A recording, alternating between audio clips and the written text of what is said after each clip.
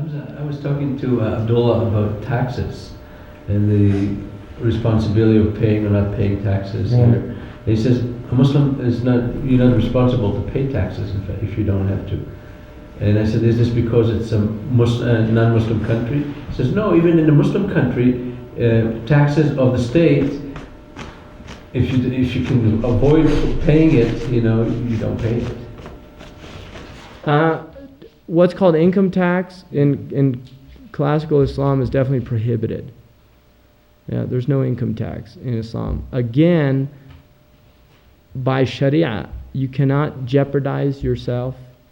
So there's an example where al-darura would override. Do you see what I mean? In other words, if by not paying taxes you are going to jeopardize your freedom, you'll be incarcerated. Your family will not have a provider. Then that's a worse evil than the evil of taxes.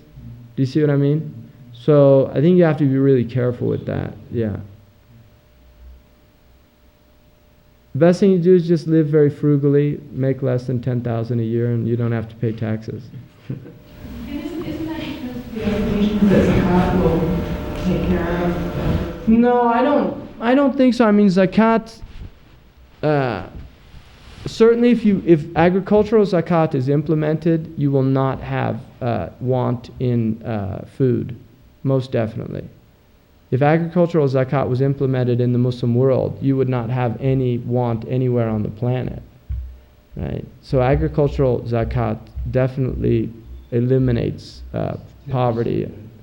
10 or 5% depending on what type of irrigation you use. And then also livestock. There's zakat on livestock.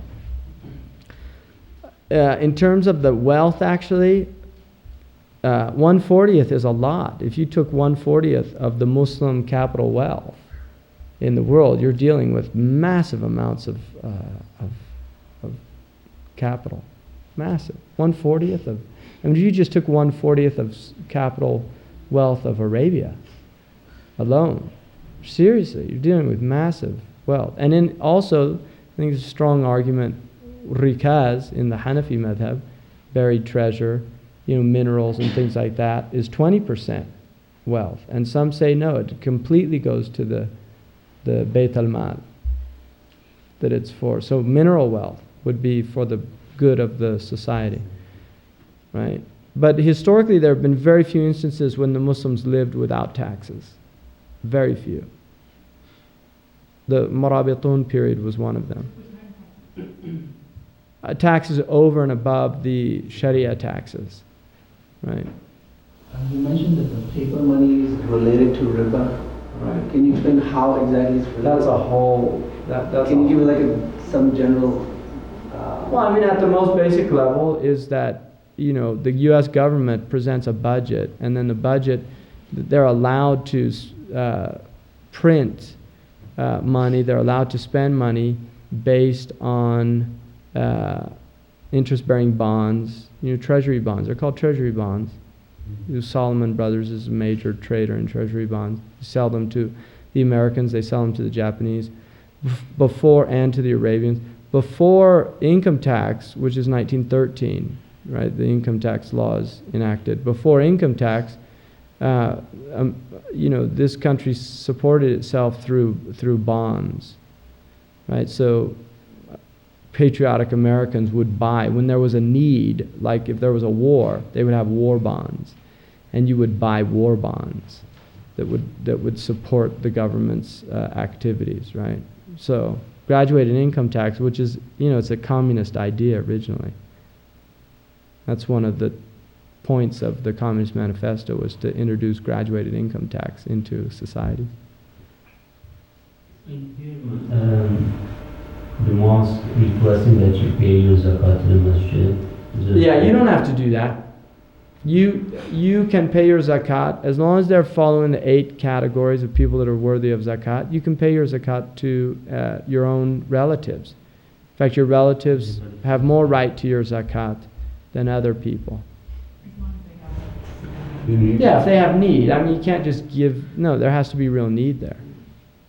Because that's a hila, you know, that's like a way of trying to abuse the sharia, to give it. You know, some people, they give it their wife, you know.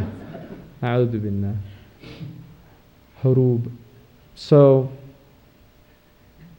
So what about the fatwa that they made in Al-Azhar about riba, that you can, as far as banks concerned, you know, about that it's not riba if you deal with bank or something like this. Somebody gave me that's a modern, yeah, it's a modern fatwa. Muhammad Abdu started that whole idea. And But it's not. You don't see that as right. mm-mm. When you talking about money being riba, were you talking about like money we use in stores and? Yeah, the paper money that we have is founded on, it's a interest-based money, right?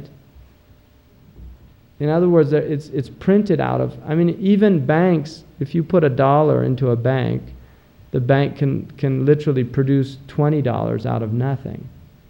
It happens every day. You mean, not the money itself, just the way you use it is riba, no? Yeah, but it represents interest-bearing. You know, the actual foundation of the money is based on interest-bearing bonds. You see, so the money is only issued because it has.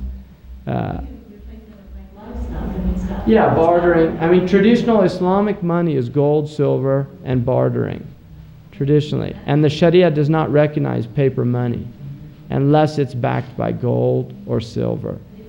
Gold and silver, I mean, that's, like, you look at the stock market and exchange and the rate on gold and silver, I mean, wouldn't that be riba too? That's because it's we're living in artificial economies. If gold is your standard, you see, then the gold does not fluctuate a great deal unless there is an introduction of gold into the economy, like a new discovery. For instance, if mines are discovered somewhere and there's a lot of gold introduced into the economy, circulation, then that will cause a temporary fluctuation.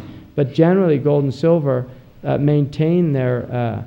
So what we're seeing in the fluctuations of gold and silver is artificial, because it doesn't represent the true value of gold and silver, which are intrinsic. It's only gauging them by the dollar, which has no intrinsic worth whatsoever. Its worth is based on the trust of the people in the economy, based on the amount of circulation, right? Inflation. I mean, these are all mechanisms that are being gauged by the Federal Reserve Bank and things like that. So because you're working on a necessity using the dollar, then would it not be counted as riba? Well, it's not, inshallah, it's not a wrong action because it's a darura, right? That's an example of usar, where amma al-balwa. But the Muslims are supposed to try to find ways to get out of those type situations if they can.